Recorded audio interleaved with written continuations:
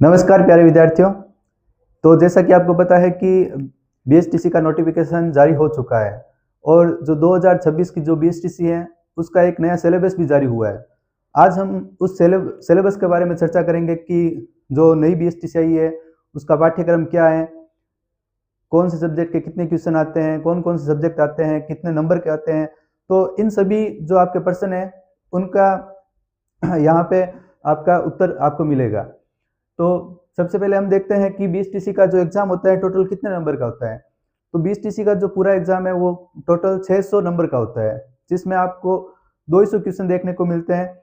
वो 200 क्वेश्चन कौन कौन से सब्जेक्ट के होते हैं, जिसमें सबसे पहले आता है आपका रीजनिंग के होते हैं टोटल 50 क्वेश्चन और प्रत्येक क्वेश्चन इसमें 3 नंबर का होता है। तो टोटल इसके नंबर हो गए 150।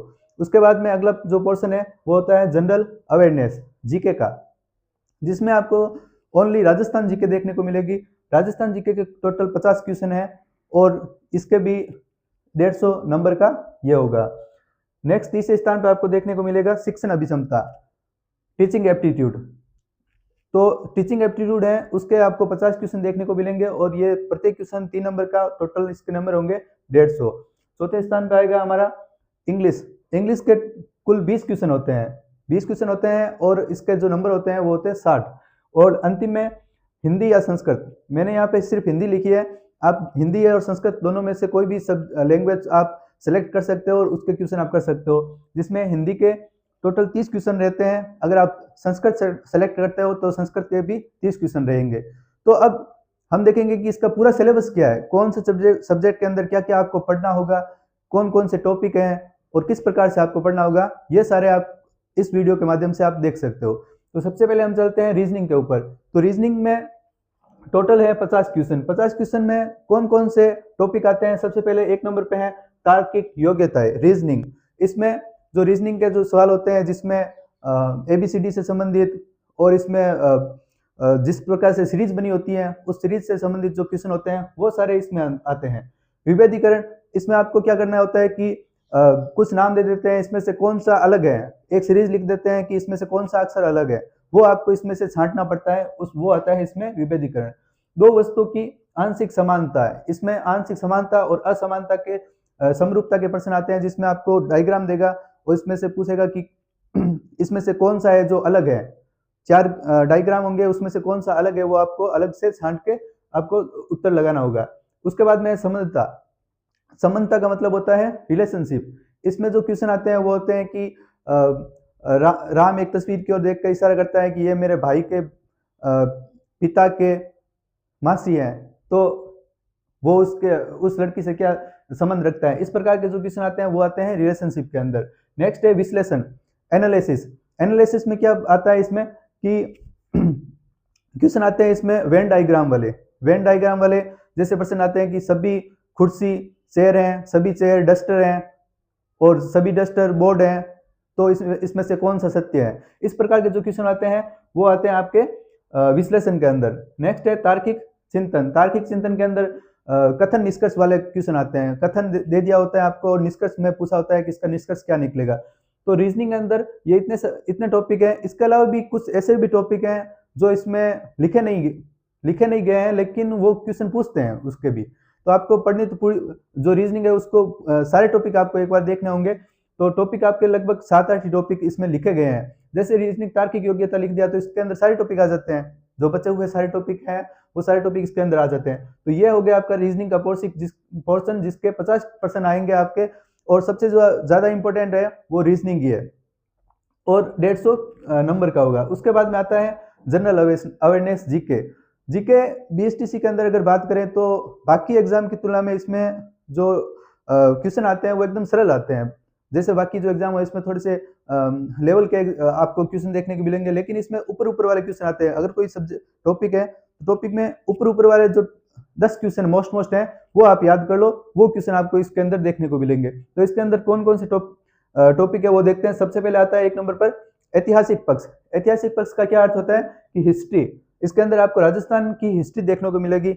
नेक्स्ट 2 नंबर पे है राजनीतिक पक्ष का मतलब हो गया कि इसमें आपको राजस्थान पॉलिटी। तीसरे नंबर पे है कला संस्कृति और साहित्य।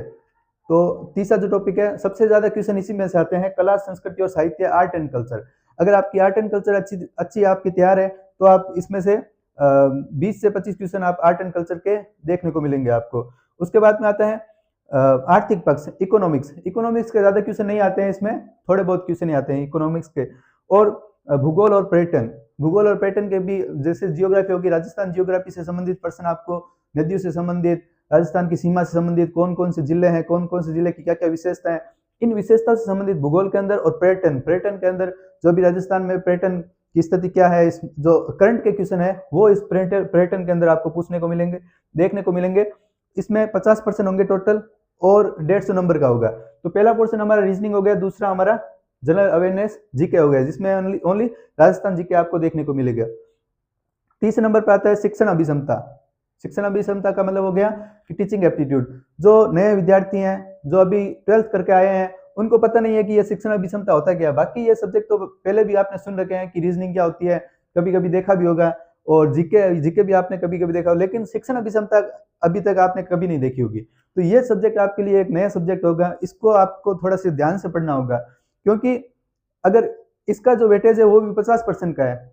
जितना वेटेज रीजनिंग और जीके का है, उतना ही वेटेज इसका शिक्षण अभिक्षमता का है। तो सबसे ज्यादा जो आपको ध्यान देना होगा वो होगा शिक्षण अभिक्षमता, टीचिंग एप्टीट्यूड के ऊपर। अब इनमें से इसमें कौन कौन से टॉपिक आते हैं? सबसे पहले 1 नंबर पर आता है शिक्षण अभिक्षमता, शिक्षण अधिगम। 1 नंबर पे है शिक्षण अधिगम। शिक्षण अधिगम में जो बच्चा है वो किस प्रकार स्कूल में सीखता है, लर्निंग से संबंधित इसमें प्रश्न होते हैं कि अधिगम किस प्रकार से किया जाता है, अधिगम में कौन की विशेषता है, कैसे अधिगम करवाना चाहिए। आप अगर बीएसटीसी करके आप शिक्षक बन जाओगे तो उसके बाद में आप जब विद्यालय में जाओगे तो आप किस प्रकार वहां पे पढ़ाओगे, उससे संबंधित जो प्रश्न आते हैं वो शिक्षण अभिक्षमता के अंदर आते हैं। नेक्स्ट है नेतृत्व गुण, लीडरशिप। जो बच्चा है क्लास के अंदर लीडरशिप कैसे करेगा, जैसे उसको मॉनिटर बना दिया और कोई तरीके से उसको लीडरशिप सिखाई जाती है, एक ग्रुप बना के कोई काम सौंप दिया कि ये आपको काम करना है, तो उस प्रकार से बच्चा क्या होता है उस लीडरशिप को सीखता है, ताकि आगे अपने जीवन के अंदर भी वो अच्छी ऊंचाई हासिल कर सके, एक लीडर की तरह बन सके। तो लीडरशिप जो गुण है, नेतृत्व के गुण, वो भी इसके अंदर आते हैं। नेक्स्ट तीसरा टॉपिक होता है सृजनात्मकता। सृजनात्मकता का मतलब होता है कि क्रिएटिविटी, कि बच्चा कितना क्रिएटिव है, उसको नए नए विचार कितने आते हैं, नए नए आइडियाज कौन कौन से आते हैं। जितना क्रिएटिव होगा उतना ही वो ज्यादा प्रोग्रेस करेगा। तो जो सृजनात्मकता के अंदर आता है कि बच्चा किस प्रकार से सोचता है, उसको नई आइडिया किस प्रकार आते हैं, कोई नया आविष्कार करता है क्या, वो कोई नई खोज करता है क्या, वो सारे जो प्रश्न होते हैं वो सृजनात्मकता के अंदर आते हैं। उसके बाद में आता है सतत एवं व्यापक मूल्यांकन। मतलब हो गया कि इवेल्युएशन, आपका आप जब स्कूल में जाओगे तो स्कूल में बच्चों का किस प्रकार आप मूल्यांकन करोगे, किस प्रकार आप टेस्ट लोगे, जो टेस्ट और मूल्यांकन होते हैं वो सारे इसमें सतत एवं व्यापक मूल्यांकन के अंदर आता है। अगला टॉपिक है संप्रेषण। संप्रेषण का मतलब होता है कम्युनिकेशन स्किल, कि बच्चे को किस प्रकार हम सिखाएं कि कैसे बात करनी चाहिए, किस प्रकार कम्युनिकेशन करना चाहिए, दूसरे लोगों से किस प्रकार व्यवहार करना चाहिए, वो जरा जो आता है वो आता है संप्रेषण के अंदर, कम्युनिकेशन स्किल के अंदर। नेक्स्ट है व्यवसायिक अभिवृद्धि। इसमें बच्चे को कुछ ऐसा सिखाया जाता है जिसके द्वारा वो बच्चा आगे छोटा मोटा व्यवसाय कर सके, व्यवसाय के जो गुण है वो इसके अंदर आ सके, तो व्यवसाय करना भी इसके अंदर आपको सिखाया जाता है। नेक्स्ट और जो लास्ट है वो है सामाजिक संवेदनशीलता। सामाजिक संवेदनशीलता का मतलब हो गया कि समाज के अंदर बच्चा किस प्रकार व्यवहार करना चाहिए, समाज के अंदर कैसे रह सकता है, समाज में किस प्रकार उसको समाज के साथ, लोगों के साथ व्यवहार करना चाहिए, वो सारा आपको इस सामाजिक संवेदनशीलता के अंदर सिखाया जाता है। तो जो तीसरा पोर्शन है शिक्षण अभिक्षमता का, वो सबसे ज्यादा इंपॉर्टेंट आपके लिए हो जाता है, क्योंकि ये सारे टॉपिक आपके लिए नए हैं, क्योंकि आपने कभी नहीं पढ़े हैं।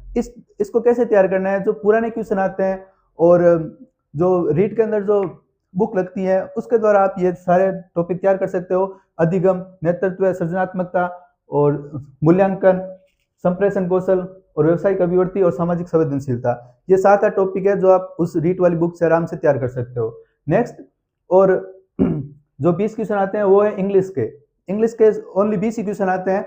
उस 20 क्वेश्चन में आपको क्या क्या देखने को मिलेगा? सबसे पहले आपको देखने को मिलेगा कॉम्प्रहेंशन, जिसमें आपको एक पैसेज देखने को मिलेंगे और उस पैसेज के अंदर आपको 2 या 3 क्वेश्चन देखने को मिलेगा।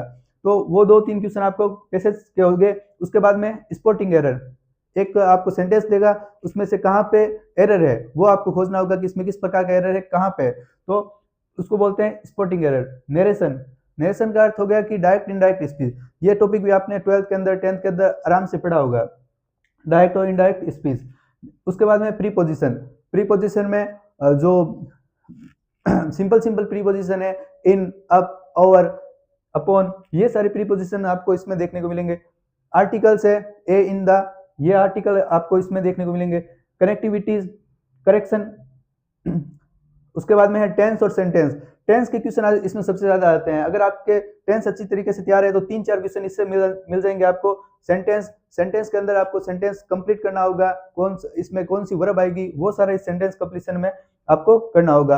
वोकेबलरी, वोकेबलरी के अंदर आपको सिनोनिम्स, एंटोनिम्स, ठीक है। सिनोनिम्स का अर्थ हो गया पर्यायवाची और एंटोनिम्स का अर्थ हो गया विलोम शब्द। सिनोनिम्स और एंटोनिम्स आपको मोस्ट जो भी सिनोनिम्स और एंटोनिम्स है वो आपको याद करके रखने होंगे। और नेक्स्ट है वन वर्ड और स्पेलिंग एरर। वन वर्ड के अंदर आपको जिस प्रकार से हम हिंदी के अंदर एक वर्ड याद करते हैं, एकार्थी शब्द याद करते हैं, उसी प्रकार से इसके अंदर हो गया वन वर्ड और स्पेलिंग एरर। इसमें स्पेलिंग एरर के अंदर आपको 4 स्पेलिंग दी हुई होगी, इसमें से कौन सी स्पेलिंग है जो गलत है उसको आपको छांट के सही उत्तर लगाना होगा। तो स्पेलिंग एरर।